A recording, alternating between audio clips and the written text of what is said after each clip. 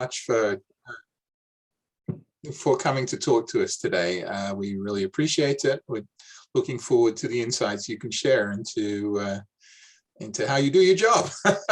So please take it away, and I think we'll try and hold questions till after your presentation. Is that all right? Would you prefer that? It's probably easier.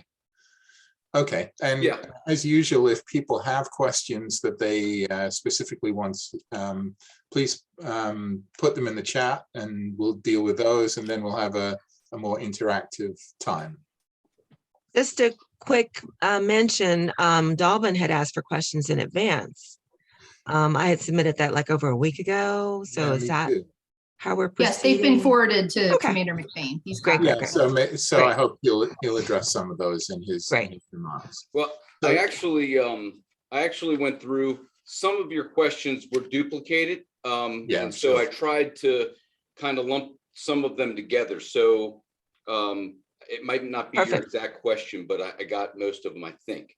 And I'll try to do the best I can, and I'll follow up with any questions. So if you don't mind, Mr. Gaster, I think what I'm going to do is just start with yours because it's just chronological. It's easier for me just to go through, I think, the questions from you.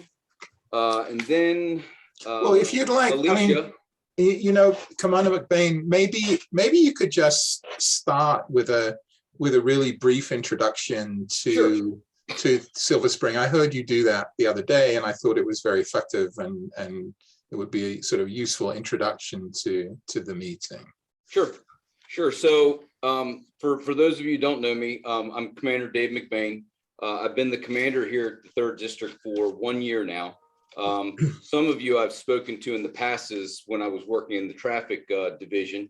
So some of you know who I am, but I've been here for about a year. Silver Spring is, I guess, arguably the busiest district in the county. It has a George, a Henry, and an Ida sector, 3 sectors that border the District of Columbia, Prince George's County, and Howard County to our north. There's 164 officers that are on my books, to include 4 lieutenants, some administrative staff, civilians, and then the rest are officers. Of those officers currently, because, and we'll get to it more in a minute, but currently I'm down about 24 officers, and that's due to resignation, retirement, those who are out on extended sick, being like a disability of some type, and then those who are that are out on administrative leave right now. Most notably 4 of them as a result of our last officer involved shooting. So the district is quite dynamic. Most of my effort is seen downtown in the Central Business District. However, when those problems were presented to me when I first took over here, I made it very clear that although I was going to put a lot of effort downtown, I wasn't going to abandon my efforts up in the Briggs Cheney, White Oak, and Fairland areas. And so I think I've done that.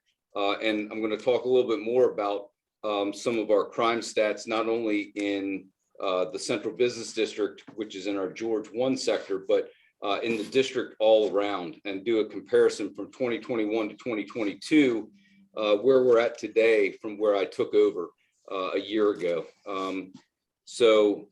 With that, Mr. Gaster, is that pretty good? Or yeah, it's a good start.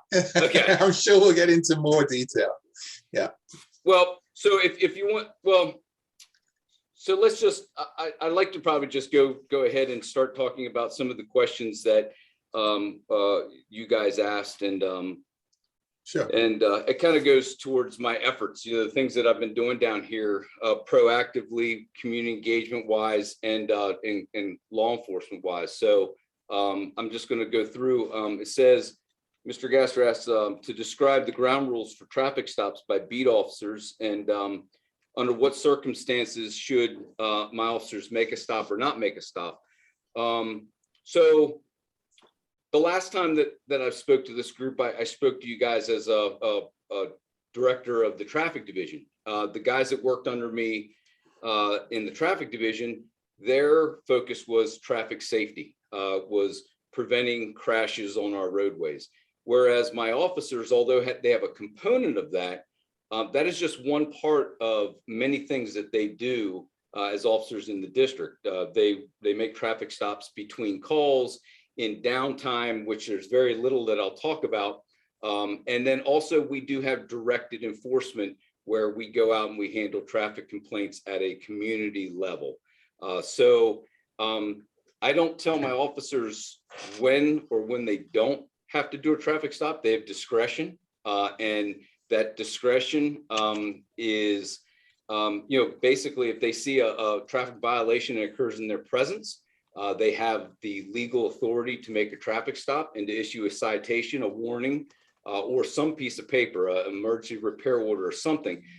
But per our directive, we now have to issue some sort of document, and that helps us better track our efforts at a district level and actually department wide. But in the past, you would maybe have officers that would say, I issued a verbal warning, right? Well, how do you track a verbal warning? And really it's impossible. So we took a lot of the guesswork out. It's a violation to not issue a piece of paper or some type of e-tics or warning on a traffic stop. So my officers do that at their own discretion.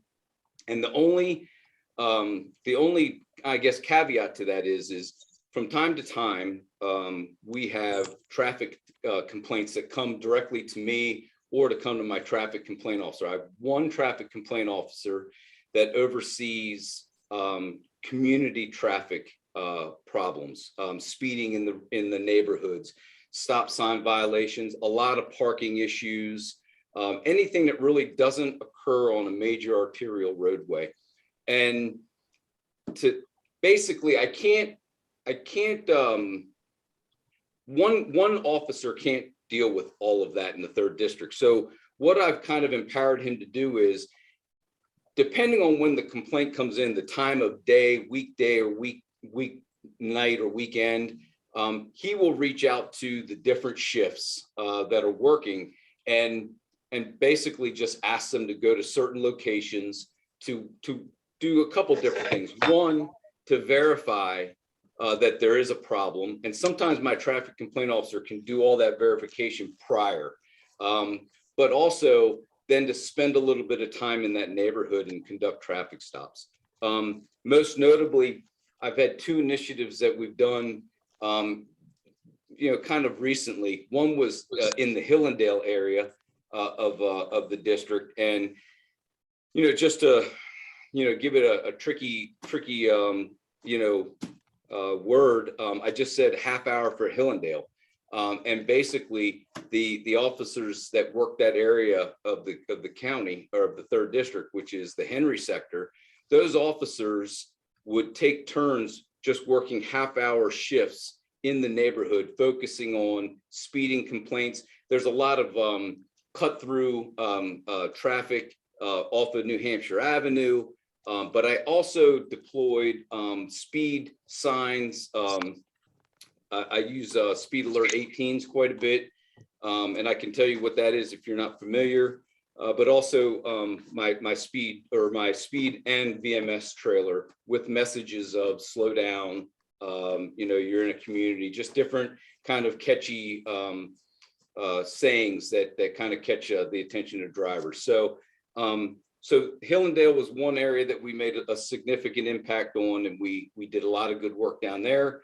Heard a lot of good response from the community. That was definitely that enforcement was generated from complaints of the community, and we addressed those. The other one, and I said that we mainly stay in communities or neighborhoods, but we do a little bit of work on our major arterials on New Hampshire and 29, only because our officers that are in the motor section, they don't work really past 8 o'clock at night. So some of my officers go out there after 8 o'clock and do enforcement. But up in my Ida sector, which is the White Oak and north towards Burtonsville, we work the 29 corridor because of, number one, we had a couple pretty horrific fatals up there. And then 2, we were just getting constant complaints of speeding. And so I sent officers up there. They what was interesting there is the officers set a pretty big threshold of where they were going to, write citations, and it was about 20 miles an hour over the speed limit at which they would give a citation. So that's a little higher than we've done in the past. Usually we're around the 12 to 15 mark, but they set a 20, and believe it or not, they issued multiple 80 mile an hour. They issued several 90. And they issued 2 at better than 100 miles an hour, 1 at 112.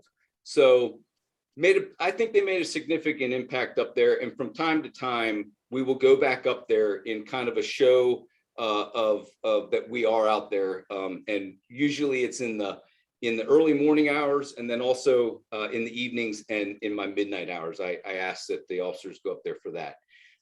So that's a little bit of and what you have to understand also, and I think this might be the reoccurring theme for the night. I do more traffic when we're not running as many calls. Unfortunately, our call volume has increased dramatically, and we're holding calls quite a bit. And we have a reduced number of officers that are out there. So their ability to do traffic is kind of predicated on how much time they have to spend doing that.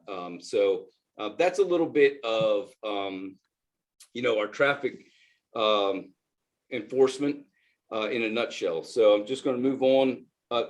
Robin, do you want to do questions about that, or I think if we get too far, we might forget. You're still muted. Sure. Are there questions so far? I have one question. Sure. Yes, ma'am. Officer McBain, I'm sorry, or Sergeant McBain, am I getting the title incorrect? Commander. I'm so sorry. I'm so sorry. Doing a zillion one things today. What are your thoughts regarding the reason for fewer officers? You stated that there are fewer officers out now. Well, so let me explain what we're doing as far as that's concerned. So yeah, and I'm trying to. I think you are the one that asked the question here, and I specifically answered it. But so basically, there was a question of, am I properly staffed? Well, no, and as a result, I am holding over and I'm calling in officers to fill spots, right? So I have a minimum staffing requirement, and that staffing requirement is 16 day work officers. Take that back, 13 day work, 16 evening. And I had a 9 for midnights, but I upped that to 10 because it's just not sufficient enough to handle the downtown. So right now I'm working at 13, 16, and 10. And at all times of the day or night, I've got at least one supervisor working in the district.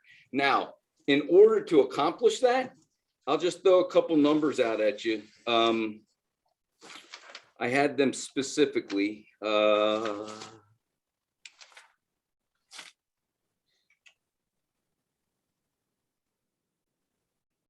Well, I can't really find it right. I should be able to get it here in a second. Take your time. I'll tell you that, and I'll get you the exact numbers if somebody wants them. I've spent about $230,000 in callback just in this year, in this fiscal year. That's for callback or holding over. Sometimes I will hold over a 3 to 1 officer from 1 a.m. to say 4 a.m. Or I will call in an officer to fill a spot to come up to my minimum staffing.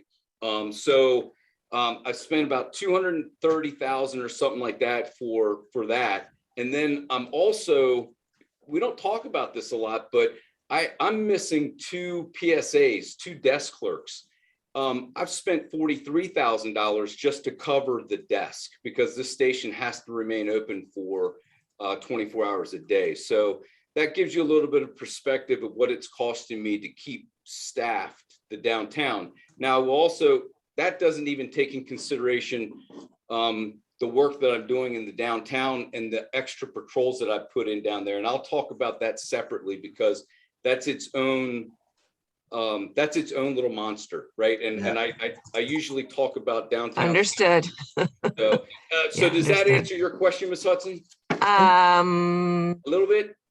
Well, I was asking if you felt that there was a shortage of officers applying and a shortage and or folks leaving. Is that something that you're finding is happening in 3rd District? Are they leaving? So the 3rd District, we have an alarming rate of young officers. That's PO1s, guys that have just been on this department that are leaving the department. They're leaving law enforcement. Some are leaving law enforcement altogether. Some are going to other law enforcement agencies. And so I've seen my fair share of that. I have a couple, usually the commander's the last to hear about it, but I've got a couple that I'm waiting to hear from. And usually what it is officers they have their applications out for other locations, either law enforcement or not. And as soon as they get it, they usually submit their notice of departure. So I've lost some officers to resignation. I've lost a few to retirement, although Silver Spring is probably the youngest district in the county. But then I've also lost, a few to long-term, not illness, but injury. And they're still on my books. And so that's just a whole nother monster that I deal with, but it goes towards my overall number of officers. Yeah. So I opened up by telling you that I'm approximately 24 officers down. That's 24 officers that are not patrolling in the district at this time for those various reasons. Does that? Thank you. Okay? Thank you so much. Can I just follow up for a second with that? First question, 3 sort of quick questions. Do you find that your officers are leaving for other local jurisdictions? Yes. So I've got the most recent, I won't say names, most recent left for a federal job with NSA. We've had an officer leave for Washington County Sheriff's Department.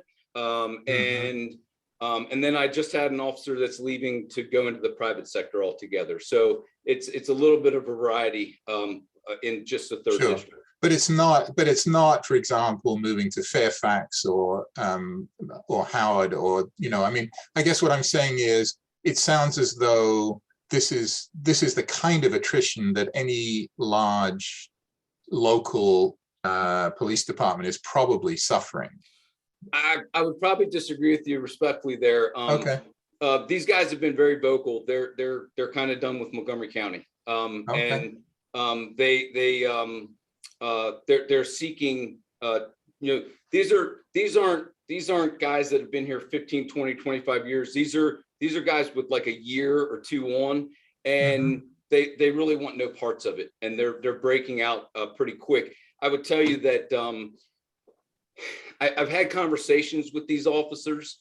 I had an officer, she went to another federal agency. I'll just keep it so that, but she went to another, but she had 5 years on. And what she recognized was she was willing to give up the 5 years because the feds had a 20-year retirement and she really wasn't losing stuff. She was just going to start over and she wanted out. She was very, very unhappy with Montgomery County.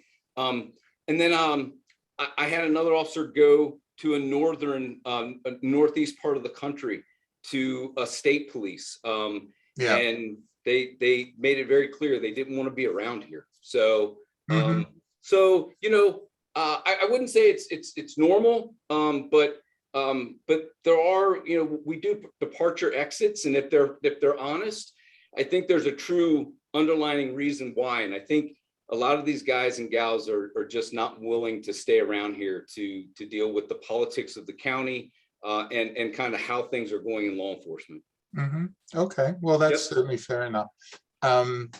So that actually, the question then, I don't know if you really want to get into recruitment. There was an article in the Post over the weekend, I think, talking about other police departments which are changing their credential requirements so that officers can earn an associate degree while they're being an officer and things like that. I Mhm. wondered if the county is, if MCPD is exploring that.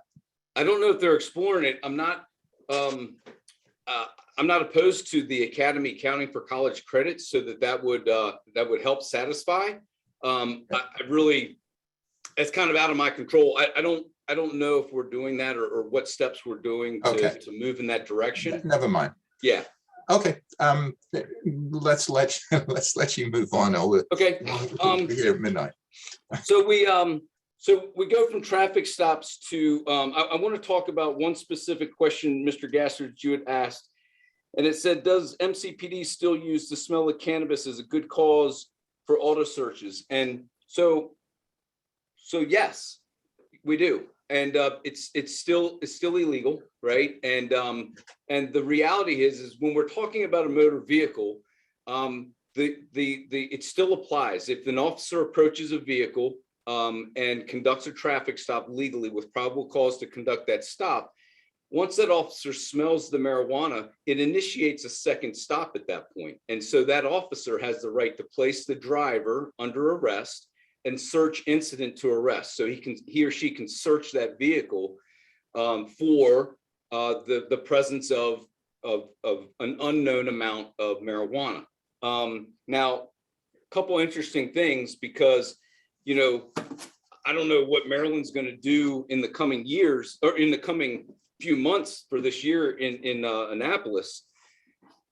But I think what you're going to see is there's going to be a distinction if say the state of Maryland did legalize the marijuana, that there's going to be a distinction of the smell of marijuana or burning marijuana. And I think if you read some of the court cases across the country, you're starting to see in states where marijuana is legal, the reality is that burning marijuana is still illegal because we're talking about cannabis impaired driving.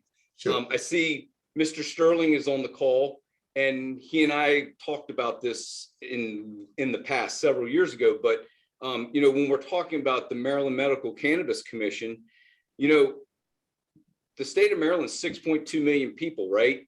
There's only 150,000 participants in the medical marijuana program, which really equates to about 2% of people in the state of Maryland are allowed to have marijuana in their possession. So, you know, I think that cannabis impaired driving is still a real thing. But I will tell you that the smell of burning marijuana and the fact that we are still making arrests for that is the root reason of why we've gotten approximately 12 to 15 guns in a 3-month period in the central business district of Silver Spring alone. So it's still a very good tool that we use, and my officers still use that and search vehicles and based on the smell of marijuana. Any questions on that one? No, thank you. Okay. And then then we'll talk about whether we if we stop. So there was the term, do we stop pedestrians for smoking marijuana or for possession of marijuana? I just want to make sure we're not talking about pedestrian enforcement, right? Which I don't subscribe to. We don't do pedestrian enforcement in Silver Spring right now. It's highly it puts my officers in a really tough position of grabbing onto a citizen who's walking down the street. You know, you've heard the analogies of, you know, like the herd of cows are crossing the road and you grab one of them, you know, and where's the fairness and equity there? And so I just got away from it. But where I do focus my efforts are on pedestrian violations for the vehicles. So vehicles that fail to yield to pedestrians, I do still encourage my officers to make traffic stops there. Sure. So, but I want to step away from pedestrians and talk about whether we stop people for the possession of marijuana or using marijuana in public. I will tell you that I do not encourage my officers to do that anymore. The main reason that I do that is it is not supported by the county executive and it is not supported by the county council. So I'm not going to set my officers up for failure because it creates a lot of problems. a couple things that I think is important to understand is that the possession of marijuana is a civil violation. It's not criminal. So we're not accosting them. We're not grabbing onto people.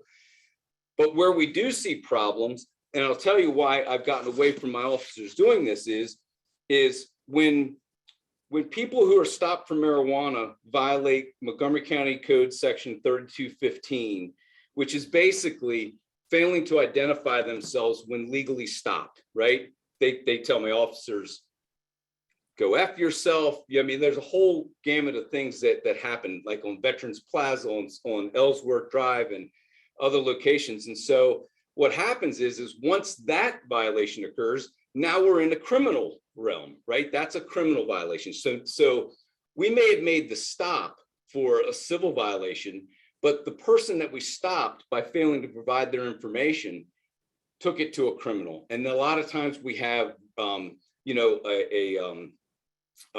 resisting arrest, and it goes downhill from there. So to be quite honest with you, I just told my officers to stay away from it. Right now, there was a question about Mr. Reamer not feeling safe downtown, right? And about, the crime and about having ice cream with his son and things like that.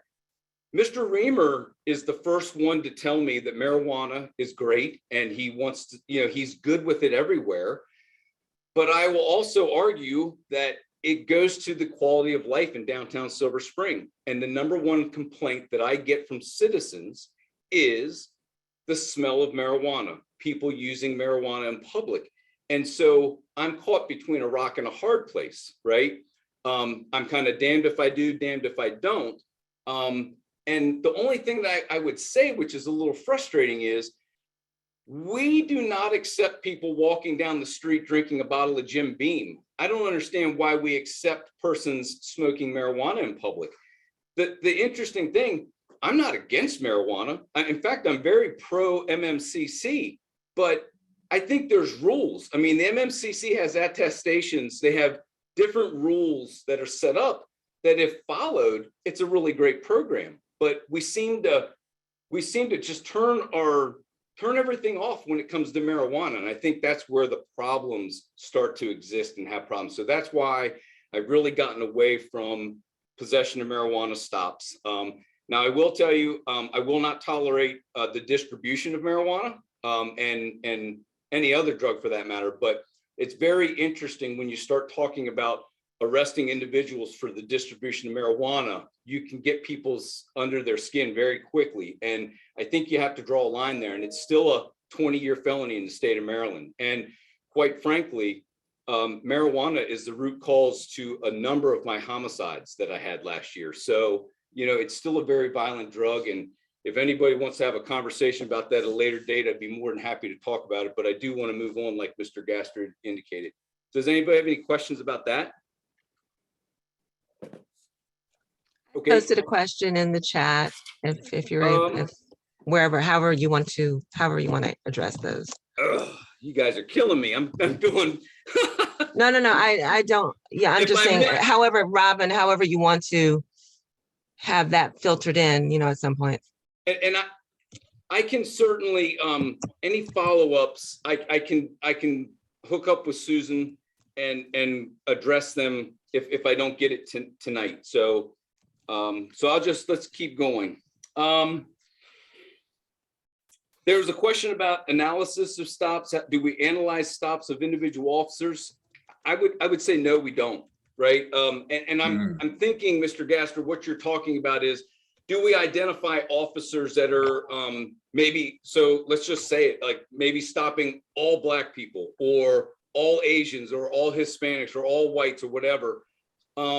No, but I will tell you that we do, we obviously look at body worn camera for a variety of different reasons.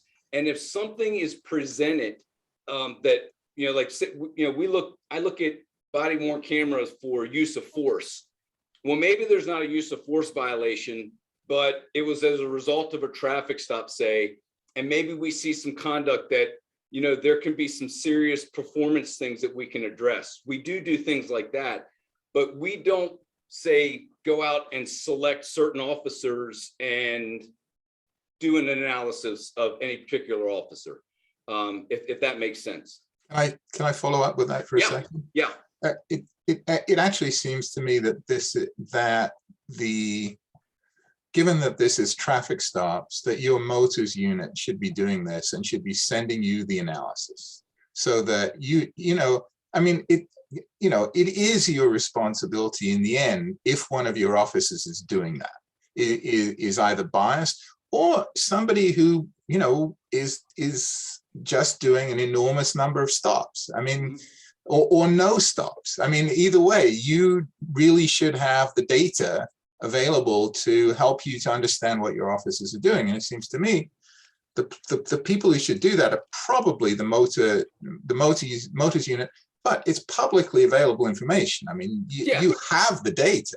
Yeah, we have the data, but I kind of assume that you were talking about like a more intense analysis. I mean, we know what our officers, who they're stopping and things like that.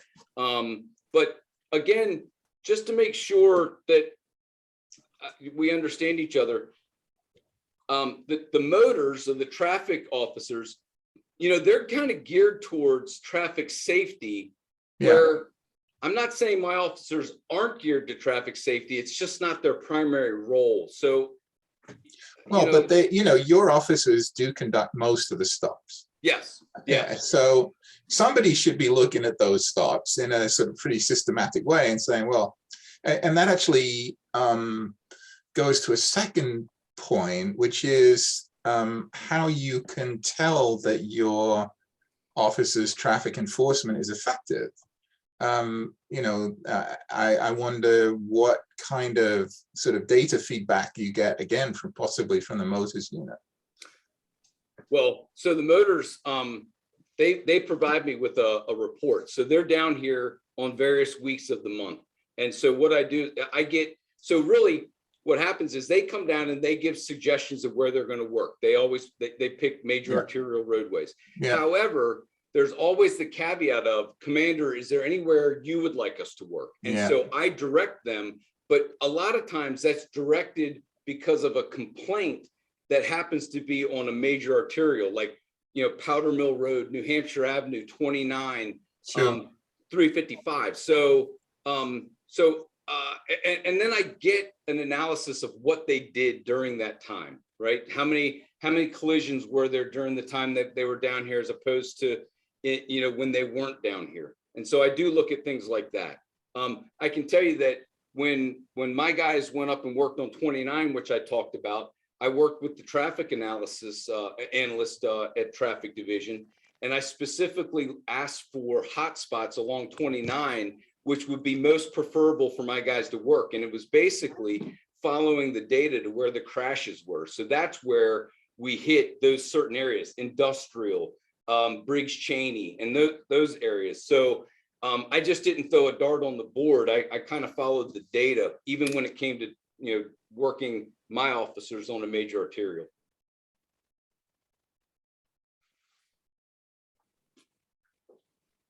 All right. So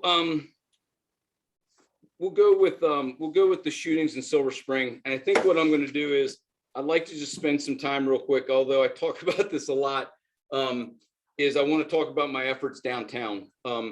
So real briefly, back in October of 21, we saw a tremendous spike in violent crime. We had 3 shootings with, I think it was approximately 147 rounds fired in those 3 shootings.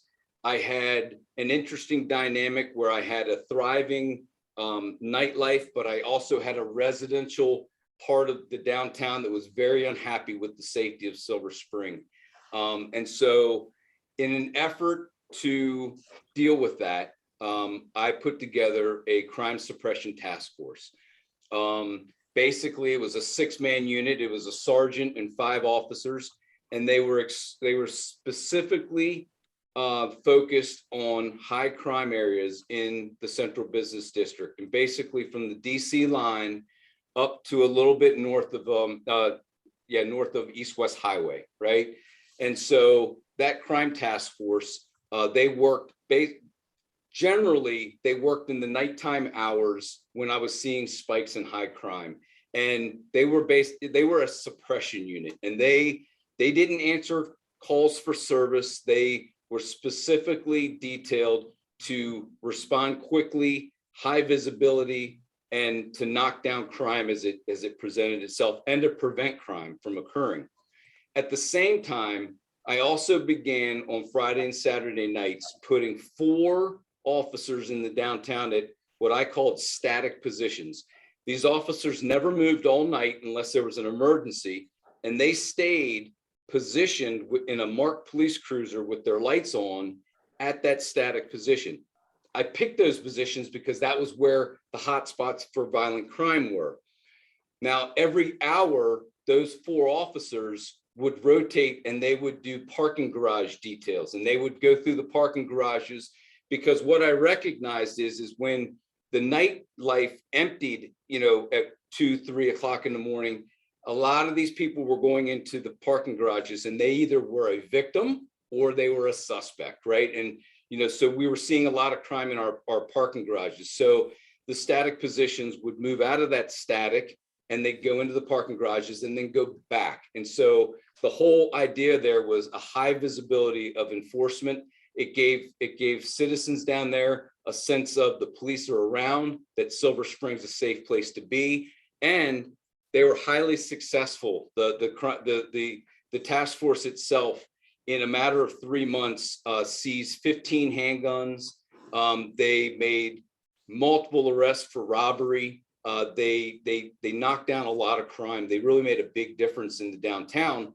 And I will tell you that at one point, at the end of 21, we saw a 45% reduction in robberies in the downtown, and that was hugely successful.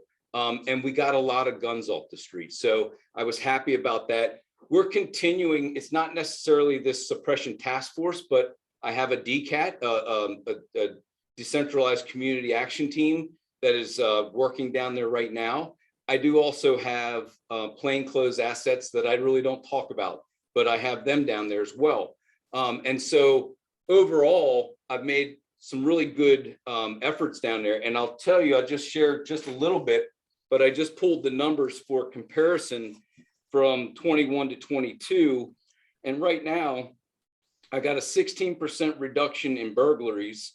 I have a 18% reduction in destruction of property. I've got a 2.2% reduction in theft or larceny.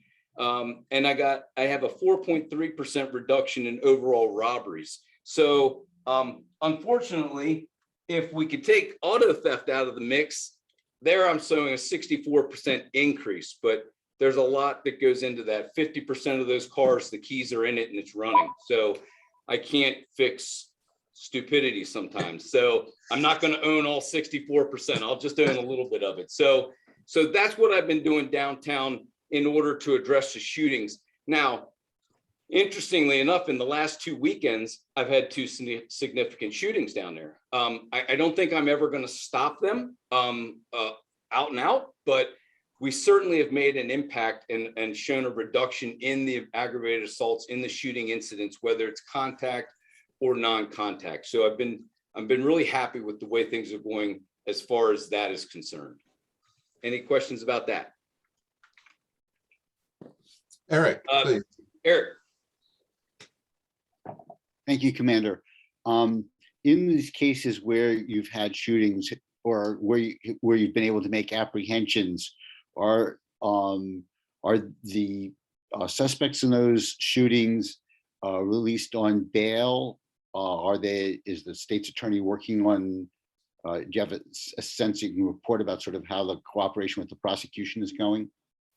Yes, good question. And a couple things, because I'm gonna answer another one of your questions as well. PG and DC, the fact that I border the District of Columbia and PG dramatically affects my crime rates. And that's why I think I see the crime that I do compared to some other parts of the county.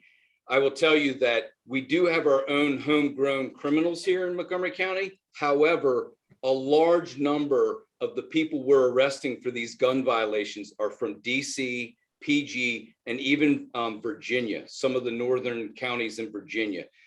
So that plays a significant role. And I will also say to you, Mr. Sterling, that that 495 dumps directly into my central business district, and it is a kind of an avenue into the District of Columbia. So that definitely plays a role in my high crime. Daggone, what was your original question, sir? It was about whether or not suspects are being released on bail. Yeah. So the prosecutions. Yep. So last year when I started, I was here for a few months. I kind of called out the state's attorney for lack of prosecution in some of our more serious cases. I will say he came to my district station. We met. I requested, so many years ago, we used to have community prosecutors, and for some reason we just stopped. And I don't know why. I asked for a community prosecutor. I will say that Mr. McCarthy gave me two. I got one for circuit court, which basically handled the higher level cases. And I even got a community prosecutor at a district court level. And basically what we do is we put the Silver Spring cases in the dockets of these two prosecutors so that things don't get lost in the shuffle. And I get, if you're going to dismiss a case, I have no problem as long as you explain to me why, right? But this blanket dismissal, we can talk all day about that too, but basically, I think there's a little bit more accountability of the cases that are being presented. And so we track those things. And I've been very, very happy with how that's going. Now, I will say, I don't have any type of leverage, nor does many other people, on judges and on commissioners when they're setting bonds. I had a couple notable cases at the end of last year where individuals were arrested and charged for not only a pursuit, but the pursuit ended with a crash that destroyed a wall in downtown. The driver was in possession of a handgun that was stolen, and the driver was also in possession of distribution amounts of PCP. And the commissioner bonded that individual out on a $7,500 bond, which ended up being $750. I thought that was highly ridiculous. But interestingly enough, I tracked that individual. 2 weeks later, he got arrested in Prince George's County with another stolen handgun and another charge for the distribution of drugs. So that's very frustrating to see. But some of these judges, I don't have much power to change anything like that, but we do bring it to their attention. Yes, sir. Well, I guess that's the key thing, is while you don't have legal leverage, the public would be concerned. Yes. I think that making facts of these kinds of cases could be helpful when you see what you think are serious errors in setting bond. Yeah, serious cases. And we got it out there, and I will say many in the community actually started complaining about it before I did. So it's known, and it gets frustrating sometimes, but it does play a role. We're seeing individuals that are charged with pretty violent crimes back out fairly quickly, and that's something that's a little tough to handle. So Ty, you have a question? Yes, I was just curious as to how did he track the individual? Say that again, sir. I was curious, Commander McBain, how did you track the individual? Basically, they have district court summons, numbers. I know who the individual was. It came up in a PG County in a secondary arrest. So it was easy to track the same individual in case searches. Can I follow up with this? Some of the things that we've been told in the course of the last year focus on, and to a certain degree this is inevitable, focus on effort as a measure of effectiveness, if you like. I mean, you're putting these officers on the street And that's certainly an effort. But I think you've already indicated that, it's not effort that you want to see, it's outcomes that you want to see in the end. You want to see an impact on the crime numbers and that's how you're measuring your success is, are the crime numbers coming down? Are we being effective in serving the community and making it a safe place? It's not just effort. So as far as I understand it, I know that from what you just said, there are multiple stages in the pipeline from an arrest to a conviction, right? We know each of those stages. Do you have data yourselves on how your arrest record is working out so far as going through that pipeline is concerned? Do you know how many of your arrests end up being convictions or plea bargains? Yeah, actually, when I got my community prosecutors, we started tracking, and I think by the end of 21, we were tracking 45 individual cases. I don't have those statistics for you right now, but it was very critical that if I was going to call out the state's attorney and he was going to respond to me, I wanted to see what that effort was going to produce, right? And were we going to track it? Were we seeing successful prosecutions? But it also helps me identify, like I said, I have no problem if a prosecutor wants to dismiss a case because something went wrong or we did something wrong, because then I can identify those problems. But if you can't give me a good reason of why a case is being dismissed, I want to know why, right? And so does the officers. And so those are some of the things I look at as well. But Mr. Gaster, what I'll tell you is that, when we're looking at the crime problem downtown, we talked about the criminal component or the efforts of my officers in making arrests and things like that. But there was two other things significantly increased. One, we did a far more community engagement activities than we ever did before in downtown, specifically focused on Veterans Plaza and Ellsworth Drive. We were going there almost regularly every Wednesday and doing pop-up tent meetings with our recruitment division. And the effort there was, let's engage the community and also recruit from the community that we're serving from. And so we saw some good stuff going there. If anything, what we saw was when we occupied the Veterans Plaza, things seemed to calm, right? People didn't really, some of the badness kind of chose to stay away, and it was more family friendly. So the more time we could spend down there, the better it was going to be for the community. So that's a tough one to gauge as far as that's effort, but how do you categorize community engagement, right? Except for maybe the amount of hours that you're investing and the number of officers that you're using to invest in that.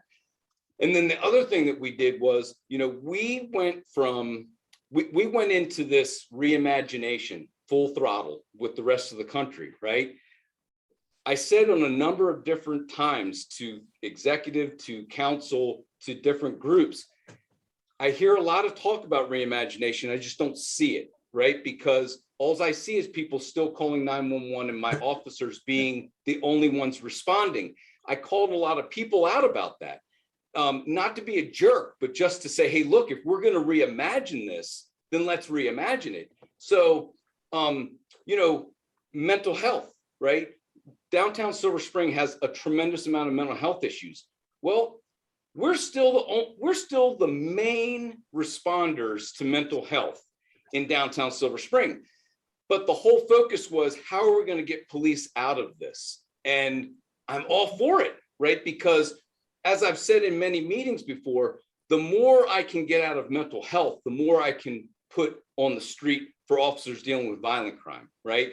And I'd be the first to admit that an officer coming on the scene of a mental health issue sometimes ramps things up. It's just how it happens sometimes. So I really spoke harshly about HHS, Health and Human Services, these teams that the county executive had put forth that we're going to work in downtown to deal with mental health. Now, I will tell you, they're just understaffed, right? And I think they realize that. And I think there's there's some improvements that are being made, but, Progress Place, right? In 2021, I think we responded there 211 times for a mental health problem. Those are the mental health professionals. So why are we going in there? And so 211 times.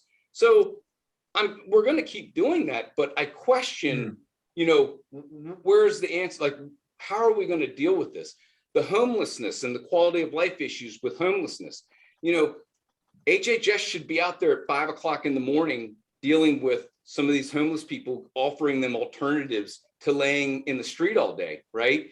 I admit, and I agree that homelessness is not a crime, but you got to counterbalance that with people going to work, having a clean Silver Spring, having a nice place to patron. And, there's just a whole bunch of unanswered questions, but every single morning, it's like a broken record. Take the homeless person at such and such address. Take the, homeless person that's defecating in the bank kiosk, right? Peterson Group power washes their building every morning because of the defecation. So I think more has to be done if we're going to try to get police out of a lot of these things and refocused on other things. Then let's go ahead and do it, right? But the quality of life in Silver Spring suffers because of that. And so, that's always been something that I've been kind of, I don't come off of that argument. Ms. Branson. Yeah. So I brought this up with previous representative of the police. What you're describing are really, to me, efforts that have to occur between agencies, Yes. right? I mean, it's you and HHS and somebody else and recreation, and what I'm not hearing you describe is how these agencies are involved in some sort of common task force, solution driven meetings. Does that happen? Yeah, so one of my lieutenants meets with Progress Place every month. I think Progress it's every Place month. is not a county entity. I know that. I'm not asking about them. I'm asking about HHS. I'm asking about, recreation. I'm asking about DGS, because that's where, if there's a need for public bathrooms, that's who's going to have to build them.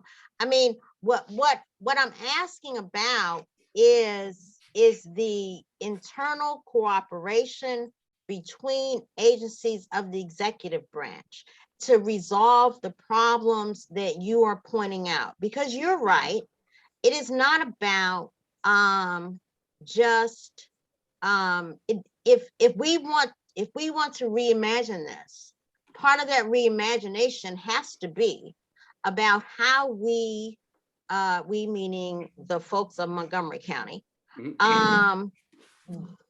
look at these problems differently. And so, so if you could just let us know whether or not there is this internal assessment that takes place between and among agencies.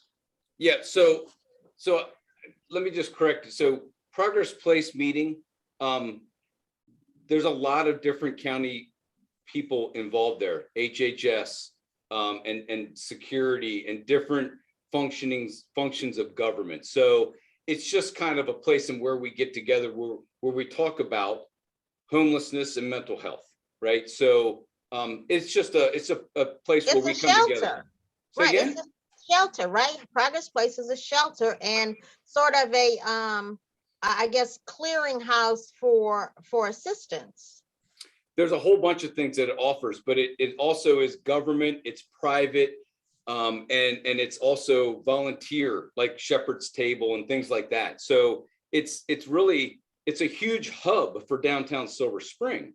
So, I mean, I think it's an integral part. You have to include that in the conversation. And if you think about it, Montgomery County government relies on Pathways DC for a lot of their homeless outreach, right? They're not government, but they're an integral part. In fact, they're probably one of the strongest allies that I have in dealing with homeless issues in Silver Spring. Hey, can you give me a second? I want to turn my lights on in my office. It's getting dark out there. Sure.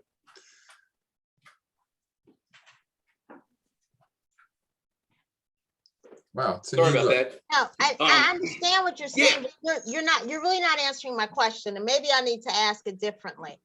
Because my question is this: what you are describing are practical things, correct? Right? Yes, ma'am. But all practical things are driven by policy. And policy comes from the higher ups, right? You're one of the higher ups in within entities. Right. So what I'm asking is, do you and HHS and REC and DGS, whoever, do the higher ups of these entities meet and determine what these policies should be and how those policies affect your everyday practices? Yes. And what is the outcome of that? I mean, do you all put out positions? Do you put out, what comes of that other than, meetings? Because, people sometimes meet. I think you're seeing the executive branch push for far more presence of HHS down in Silver Spring and other parts of the county for that matter. But to give Silver Spring 2 HHS teams, the crisis teams, is simply just not enough. And I think that the executive branch has recognized that they're going to have to put more of the infrastructure into HHS if they're going to take over a majority of these homeless or mental health issues, right? We talk about, the police are involved in a lot of the violent acts, right? And we'll always be a part of those. And I agree with that. But there are some non-violent things that go on that, we talk about this, and HHS needs to take more of a role in handling those without law enforcement. And I will also say that there's been talk about, teams going together, HHS, police, and fire and rescue. But I don't know where that is, and if that's something that the executive branch is going to do. But we do talk about these issues and how we're going to address them. I bring them to the attention of the assistant CAO all the time, and I meet monthly with the assistant CAO, and talk about issues downtown, homelessness, mental health, and violent crime being the topics that I usually discuss with him. Which one? There's 3 of them, right? Which one? Earl Stoddard. Okay, so here's the thing. I guess,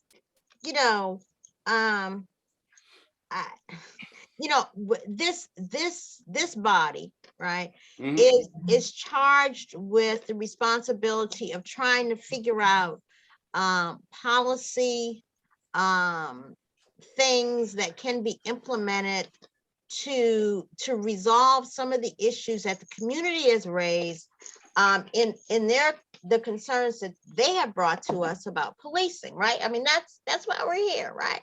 Okay. So what I need to understand from you, and what I'm not hearing is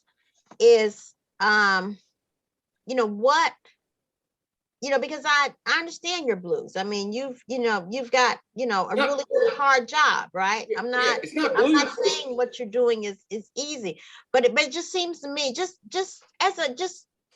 off the top of my head, if homeless people publicly using the bathroom is a huge problem, then that's a solution that that we ought to be able to build. You know what I mean? This is not So rocket science. People got to go to the bathroom. yeah, So, so here's the thing. You might think that's an easy solution, but we talk about that all the time. And there is videos out there that other county officials have of these mentally challenged individuals that are leaning against porta potties and defecating in the street. So there's definitely the response or the solution is not to build bathrooms. And I think that's where we totally went off the rails. We think, oh, people are pooping in the sidewalks, let's build bathrooms. That's not it. So here's the thing, right? And it's not a law enforcement answer. And that's what I'm challenging this group or saying to this group is there's been a reimagination of how do we deal with this, right? We don't lock them up. We don't clobber them. We don't drag them off to jail. I think nationwide, we've proven that doesn't work. However, what's the avenue? Where's the avenue in county government for a homeless individual or somebody with mental challenges that's pouring on the street? There's very few avenues. And so what happens is the police then deal with it 24 hours a day. So we will continue to do that. However, the solution is not in law enforcement. And I think that many in county government know about this. And I think, like, listen, building the shelter on Parkland, I think it is, dramatic step. I think 200 beds or something, but it's full, right? So listen, Ms. Branson, I totally get you.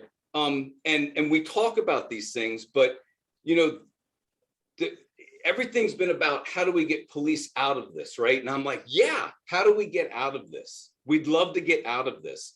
And nobody's letting us out of this, right? So I guess for this body, I would say, bring these concerns to the county government that we need to do a lot more with our mental health, not involving the police. Yeah. You know? and that's a Agreed. budgetary issue. I think given time constraints, we should probably move on to the next No problem. issue.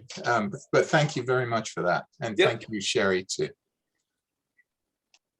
All right, so listen, I do want to talk about some of the community engagement that we've done, and I'll kind of combine this with, there were some questions about if we had bigger budgets or more officers, what would I do with the funding or the officers? First of all, with more funding or more officers, I would simply put more officers on the street, right, to handle calls for service. We hold calls for service. I think the more officers that you have on the street, and when we're able to answer our calls for service, we can then in downtimes transfer our responsibilities to a little bit more engagement, not the big ticket engagement items like National Night Out, but what I've started in Silver Spring is walking beats, right? So officers getting out of their car, and I'm starting it actually in Long Branch, down in Piney Branch and the rec center library. But officers are getting out of their car and they're going and engaging the community. They're walking around, they're visible, they're not in their cars, and they're engaged in the community. Now, here's the biggest hurdle with this. This body worn camera, right? If an officer calls out right now, if he or she were to call out with hold me on community engagement on Piney Branch, he or she then would have to activate their body worn camera and just walk around and walk around and walk around. Now, here's the thing. We engage the community all the time, and this camera's not on. We have specific guidelines on when the camera has to be on. What I think we need to move forward with is we've got to be able to call out and do community engagement. Whereas if the community engagement fell into a category where we would have to start filming, then we would go ahead and tap on, right? We can't. So there's just some little hurdles there that make it hard to track, because here's the thing. In a month from now, I want to know from my crime analyst, how much community engagement did we do in Long Branch, right? so that I can kind of put an idea, like the number of hours or the amount of time. What did we do? Did we just walk? Did we do a reading, read books at a library? Did we, engage in a lunch with a certain group? These are all things that we do, but it's hard to track, right? But those are the things that we need to track to show how we're using our time, because we do a lot of it, right? So specifically, case in point, last year, the Ethiopian community, specific businesses in downtown, they felt very attacked with some of the things that were going on in Ethiopia and the disruption there. And they felt that it was bleeding over into the States, and they felt their businesses were being attacked by, like planned attacks. And it turned out to be nothing at all. But instead of just saying, there's no problems, have a nice day, we did a lot of engagement with the Ethiopian community. I can't share my picture because I'm not good at that, but we would go to these establishments, these Ethiopian restaurants, and my officers would drink coffee with the owners, and they would hang out with them, and we established relationships. The tough part is, you only know about that because I just told you. There's nothing in a computer that says 5 officers sat down in an Ethiopian restaurant on Georgia Avenue and engaged with this community. So, we do a lot of it. We're our own worst enemy, I think, right? We fail to show where we do a lot of engagement. And, I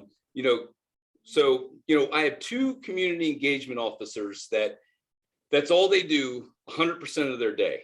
But what they do is they put together these projects and they elicit the help from other officers in the district. And we knock these things down and we engage different communities. Last year, after a homicide, we did a huge community night at the Enclave Apartments. I work with them quite a bit, those apartment managers over there, to deal with issues that are affecting a huge rental population. So the only reason you guys know about that is because I'm telling you, right? So there's things at all levels of this station. I'll speak for just 3D, but there's things that I do, there's things that my lieutenants do, and there's things that my officers do that we track, but we're not, when it comes to tickets, warnings, EROs, there's not community engagement, and it's tough. And I think it's fixable. I think there's things that we could do to be able to hold ourselves out to show what we're doing in certain parts of the county, and to put some ownership on that, and to share in the successes, because we've had a lot of good successes with our engagement in Silver Spring over the last year. And not just, I refer to them as the big ticket items, but not the national night outs. I don't think those are as important as having a cup of coffee. Just, I always encourage my officers, many times when I first got down here, and I do it sporadically, especially when we have new officers coming out in the academy. I go out and I start walking the streets, and then I'll call an officer and have them meet me, and we'll walk, and I'll say, hey, did you engage this community? Do you know this business? Right. And so I try to kind of, I guess, teach them that it's just not always us versus them kind of thing. It's, we're a part of this, and we can kind of make this work. And I still believe that 90% of our population are incredible people. We have a 10% problem, right, that causes a lot of havoc. And so we can still address those issues, but we can engage the rest and have a meaningful relationship.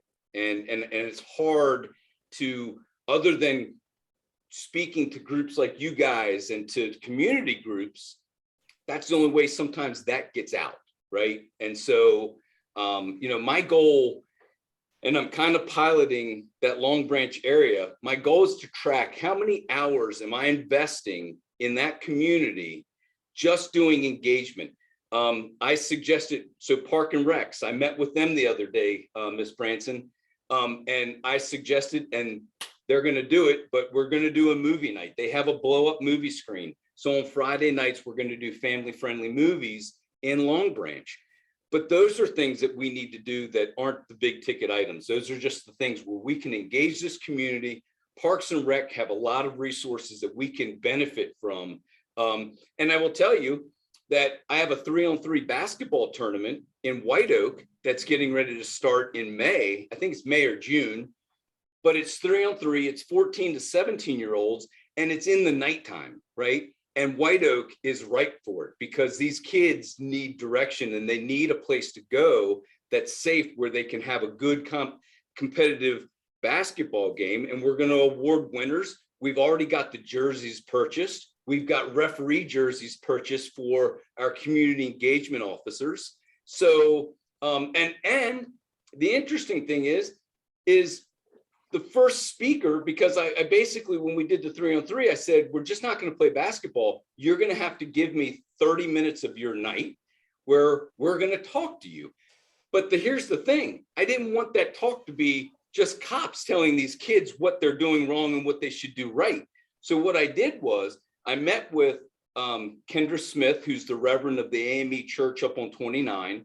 I met with a fellow by the name of Jason, who owns Society Lounge in Silver Spring, both prominent African-Americans in the community.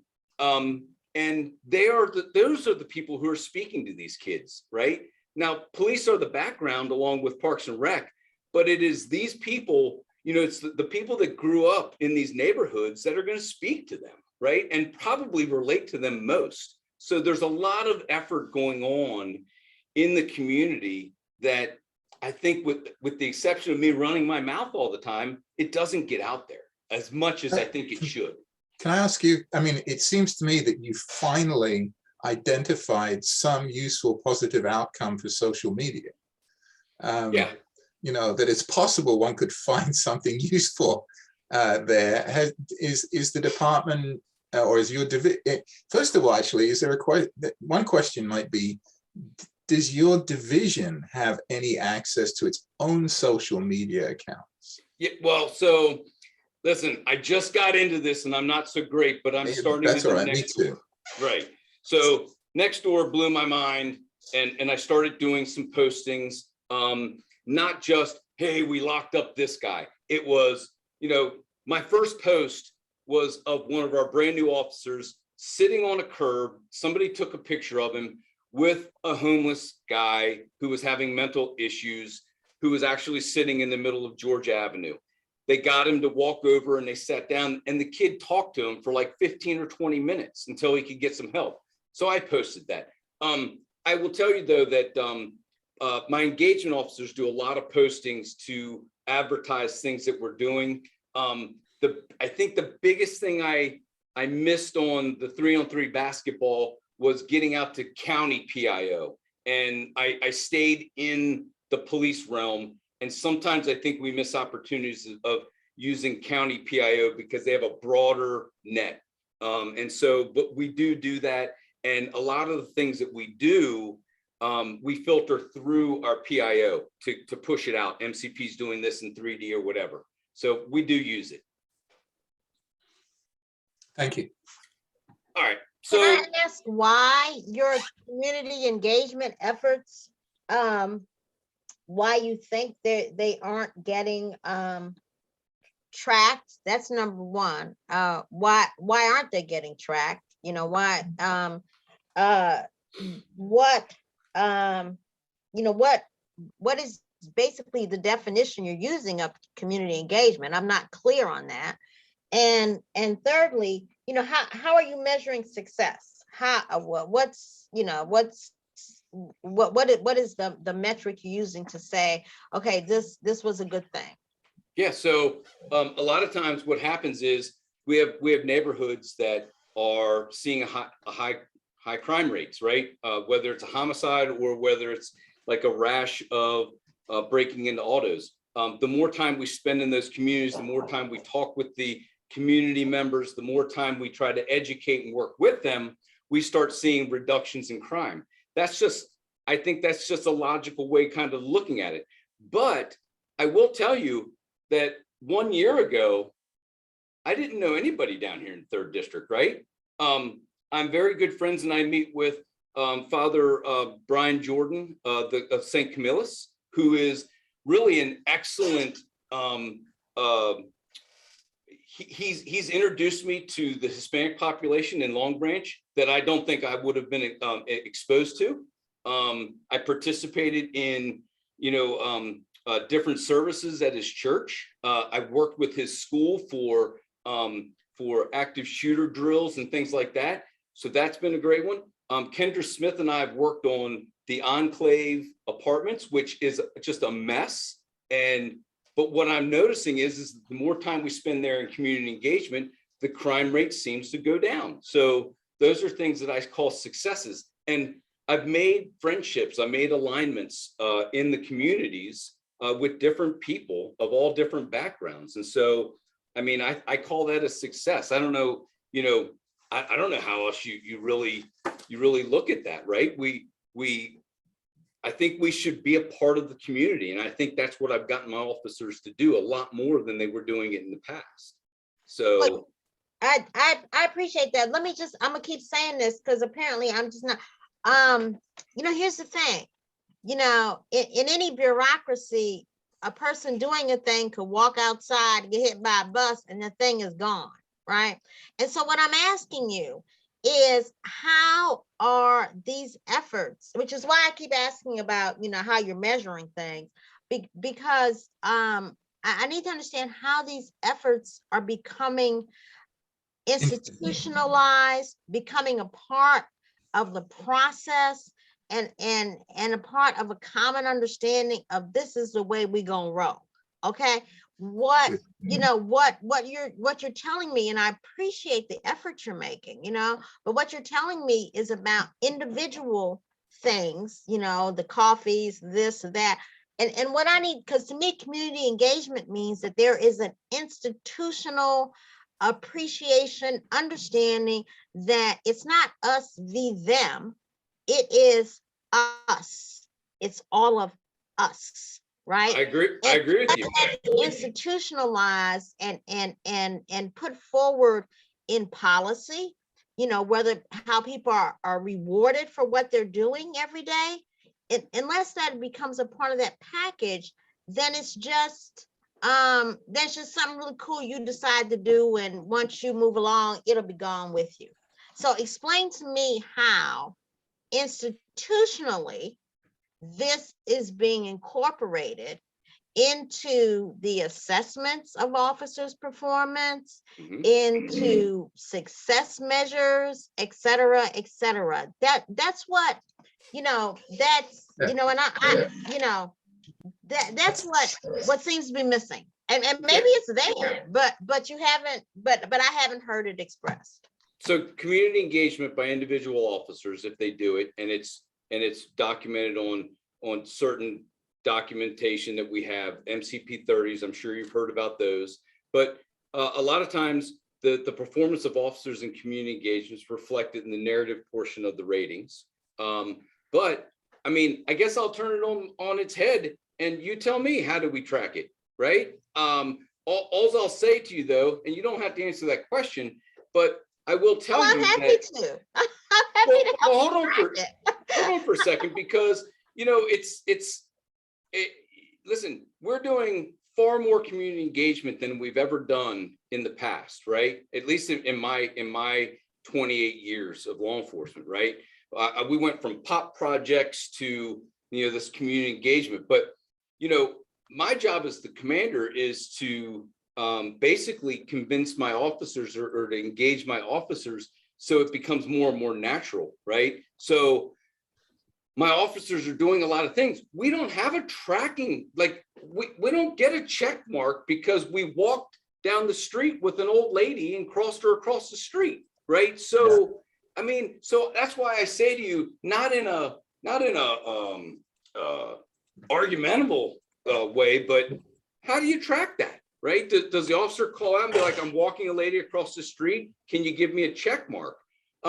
So I have a question to sort of maybe cut this knot, because we are running out of time. Have you or other people in the department talk to the folk at Perth about this? I mean, surely that would be the place, you know, the sure. foundation. I'm not a very, look, I got to tell you, I'm not. It's not really your job. It's not your job to do that. Yeah. And you know, listen, maybe there's some magical solution, right? Like that I just don't know about. I'm doing some good community engagement that I'm proud of in Silver Spring. That's great. In different communities. But, you know, I will say also, isn't this the reason that we hired the new assistant chief, right? Yep. To run engagement. So I really think that the questions that you have, Ms. Branson, are probably for that individual, because I think it's a department, like a holistic approach to community engagement. I'm just going to continue to do it in Silver Spring the way I think is best. And I think I'm seeing some good results, right? And so as far as it goes, that's what I got. That's what I'm bringing to you, right? So I'm not going to, I'm not going to make anything up. And I just, you know, that's just the answer I've got. We have one more question from Alicia, I think, and oh boy, we only have one question. Only time for one question. Yeah, I had a bunch of questions. I guess I'm we're just sorry, not going to get to. We got kind of run over there. Yeah. So, Commander McBain, is it possible that the questions that we didn't get to today, perhaps you could respond to those and you know, just forward those back to us? Yep. That's really my question at this point. You had a good question about firearms and ghost guns.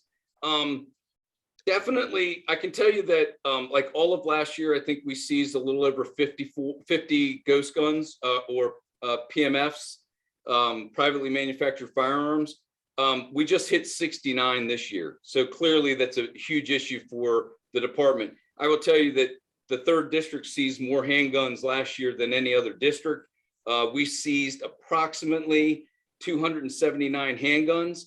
Of those, 25 were ghost guns. What I earlier I was thinking about this question, what you're saying, as far as my officers are concerned, a gun is a gun is a gun, right? Whether it's ghost or real or stolen or serial numbers obliterated. But I will tell you that the department, our Special Investigations Division, they're looking strong at ghost guns or privately manufactured guns in an effort to work on just that issue in and of itself. But as far as my patrol officers, a gun is a gun. And so I just tell them to get them off the streets, and we're doing really good with that. Vernon, you haven't asked the question yet, so it's your turn. Well, I don't have a question. I'd just like to thank Commander McBain for the great presentation. A lot of information, and look forward to hearing more and having more engagement in the future. Thank you, Vernon. Yes, ma'am. Robin, I just have one final question. We didn't get to the plethora of questions. What are possible recommendations you have, Commander McBain, for changes that you might advocate for hiring and recruitment of officers? Because you've mentioned a decrease. What are some recommendations that you might make? I'll bluntly just tell you, Montgomery County Police Department is 28th in the state of Maryland in salary, right? Yet we live and we police in the richest county in the state, and that's unacceptable. If you're going to make any type of impact on hiring police officers, the county executive and council need to agree upon, I would say, at least a $10,000 increase in our starting salary, because we are 28th in the state of Maryland, and that's unacceptable. And then secondly, they need to really sit back and look at their gross wage adjustments as we move through the years, because we are sadly far behind a lot of law enforcement in the state of Maryland and regionally. And that is why you're seeing the lack of interest in this county. I am telling you, there is a lack of interest of the Montgomery County Police Department, just not law enforcement. That is a reality. And if you talk to these kids out there, they will tell you, I'm going anywhere but Montgomery County.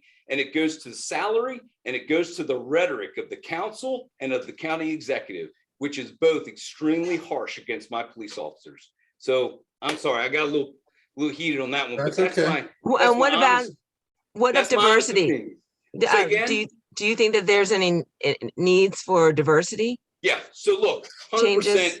and I don't want to sound like I'm checking a box, but listen, if we don't reflect the community that we police, then we haven't reached that mark, right? So we're far behind it. And I think arguably, I probably have the most diverse group of officers in the county, I think.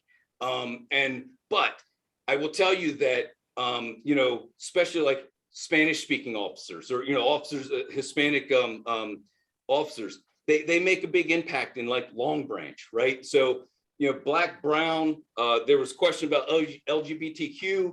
I mean, look, we've got to reflect the community that we serve. So my thoughts is that you just don't stop until you've reached that point, right? And so your effort or your goal is to try to encourage a lot of people to come into law enforcement. The fact is, Black, Brown, white, Asian, whatever, they're not coming here. And that's a huge issue. And I will tell you that when you look at the drop and you look at retirements and the rate at which people are leaving this department, we're going to lose potentially what amounts to be an entire district station in about a year and a half or 2 years. So that's a reality. And our academy class right now is 12, I think, 12 or 13. And that is unacceptable, right? And I feel like we're in an emergency. Like we are not going to fill even what we know is dropping from the department, right? We have 45 officers that in 2023 are departing this department on retirement. And we don't have those officers. I've been asked, you know, how about coming up with a plan for a second central business district team, right? But I said to them, why come up with that plan?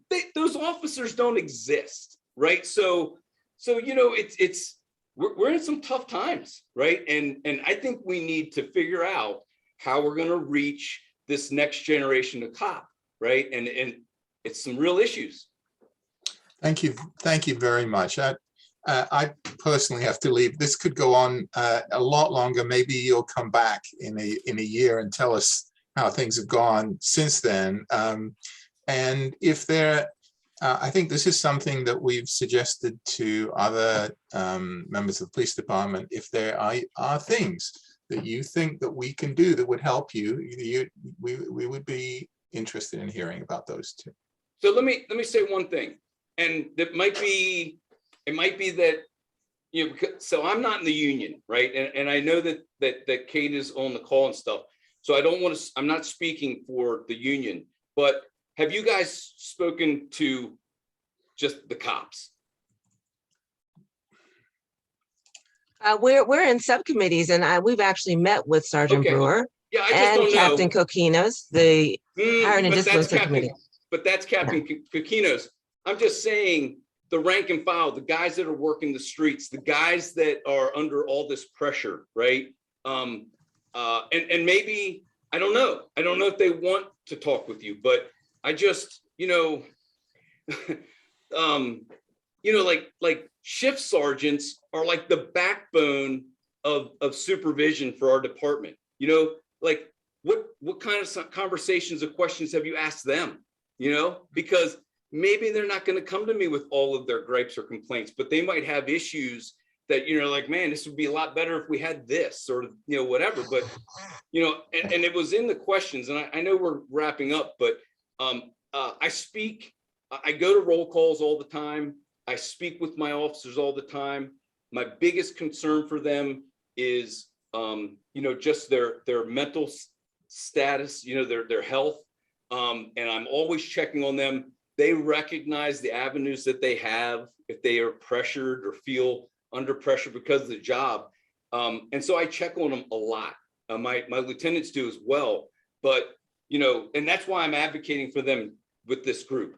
And again, I don't know if they want to speak to you. I don't know if the FOP wants you to speak to them, but those are the voices that you need to hear, right? And you know, you can, I get frustrated on some things, but you know, I also recognize what you guys are trying to do. And, you know, I think at the end of the day, we all want, you know, I live in this county. I want this county to survive and to thrive, right? And I'm not going anywhere like some of my other counterparts, right? I'm staying here for the rest of my life. So I want Montgomery County to be a good place to live. And, you know, so I appreciate what you guys are trying to do. You know, just, I think you need to ask the guys on the street, the gals on the street. Thank you. Well, this has been tremendously informative. So thank you very much for coming and talking to us. I think I speak for all of us on that. And I personally appreciate your efforts, especially on community engagement. So thank you for that too. Ms. Hudson, I'll start working on some, I had thrown in notes, but I'm going to clean it up and get it to you. Okay, Thank you, very Commander much. McBain. Thank you. All right. Thank you very much. Susan- Thank you. Susan is seeking recognition. Say that again, sir. Susan is seeking recognition. Oh, I just wanted to ask Commander McBain, part of the Citizen Academy privileges, I guess, is to do a ride along with police officers. And the initial group of commissioners they were constrained from doing the entire Citizen Academy. Are you opening ride-alongs back up yet now that COVID is lifting a little bit? I've